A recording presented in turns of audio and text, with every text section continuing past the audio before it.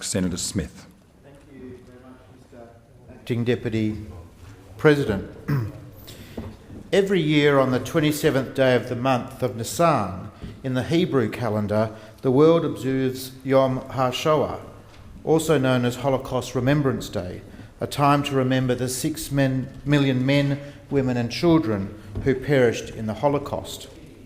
Yom HaShoah, which this year fell on April the 23rd, is an important day, particularly for those in the Jewish community, and it is a reminder of a very dark chapter in all our histories.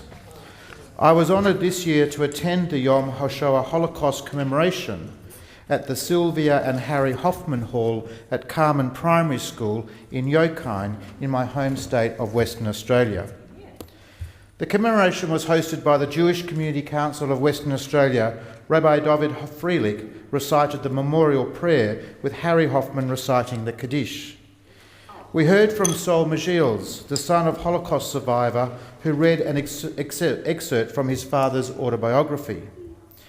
We were graced with the presence of Holocaust survivors and their families, many who have devoted their entire lives to sharing their experiences, harrowing as they've been.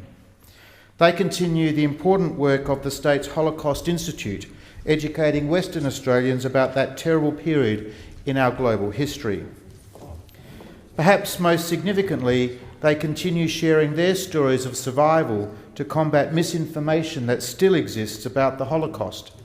Indeed, with university campuses in Canberra recently the targets of Holocaust denial material, their work has never been more important. Yad Vashem, the World Holocaust Remembrance Centre in Jerusalem, set the scene for this year's Yom HaShoah as restoring their identities, the fate of the individual during the Holocaust. The centre said, restoring the victims' identities by documenting, remembering, researching and educating not only commemorates the world that was lost, but also makes a substantial contribution to shaping a new and better world. Bonding in this way with specific individuals from the Holocaust enables us in our post-Holocaust generation to gain meaning that helps shape our own identities and enrich our own worlds. And Yom HaShoah commemorations worldwide aim to achieve just that. The act of remembrance is a simple but powerful one.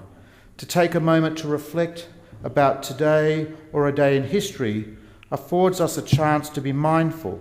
It shines a light on events past and helps us determine the trajectory of our future. The Jewish population in Europe numbered over 9 million in 1933. The Holocaust saw mass murders and resulted in the devastation of much of the Jewish community across Europe. From the killing centres in Warsaw to the Auschwitz concentration camp, millions lived through a horror that none of us can imagine. 6 million Jews were killed by the Nazis and those who aided and abetted them, as were countless others, including those with disabilities, gypsies and Slavs. Others were targeted on grounds of political, ideological and behavioural difference, including communists, socialists, Jehovah's Witnesses and homosexuals. There are approximately 100,000 Holocaust survivors left in the world today. As the number dwindles with each passing year, so too their stories of strength, courage and resilience risk diminishing. After World War II, 27,000 Holocaust survivors migrated to Australia to seek new beginnings. I'm pleased to say that almost 100,000 strong Jewish members of our Australian family have flourished in the decades since arriving to our shores. Survivors of the Holocaust and their families contribute to our community, champion their values and, of course, our values, and we are proud of their great contribution in making our country a great one. They have contributed to our democratic traditions, upheld our religious freedoms, and been part of our fair go. Yom HaShoah is of great significance to the approximate 7,000 members of the West Australian community who are Jewish. In fact, Western Australia has, at the 2011 census, the third largest Jewish population across the country. At the Holocaust Remembrance event, I was reminded of the work of Elie Wiesel, perhaps the world's most notable and prolific Holocaust survivor, who was awarded the Nobel Peace Prize in 1986 and detailed his terrifying experience in the concentration camps at Auschwitz and Birkenau in the haunting book Night. Elie Wiesel recalled, "I pinched my face. Was I still alive? Was I awake? I could not believe it. Never shall I forget that night, the first night in camp, which has turned my life into one long night, 7 times sealed." Night, which detailed his journey through the camps with his father and the testing of his religious faith and his faith in humanity, is universally recognised as a fundamental text about the horrors of the Holocaust. Elie Wiesel devoted his whole life to remembering those who perished in and were impacted by the Holocaust. Through his words, he taught generations about the resilience and importance of survivors and advocated for a more peaceful, understanding and just society.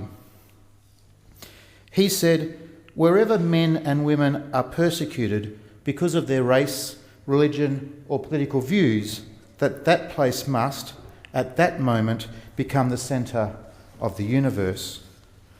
The Yom HaShoah Holocaust commemoration was a stark reminder that we must be ever vigilant in calling out tyranny and persecution. I agree with Elie Wiesel when he said, "We must always take sides. Neutrality helps the oppressor, never the victim. Silence encourages the tormentor, never the tormented." Yom HaShoah is a time of reflection. It is an opportunity to remember the lives lost at the hands of an oppressive regime. It is an opportunity to remember the unprecedented tragedy that occurred and stay ever vigilant, constantly on guard, that it can never happen again. 6 candles were lit at the Yom HaShoah Holocaust commemoration, a symbol of those 6 million men, women and children who lost their lives in the Holocaust.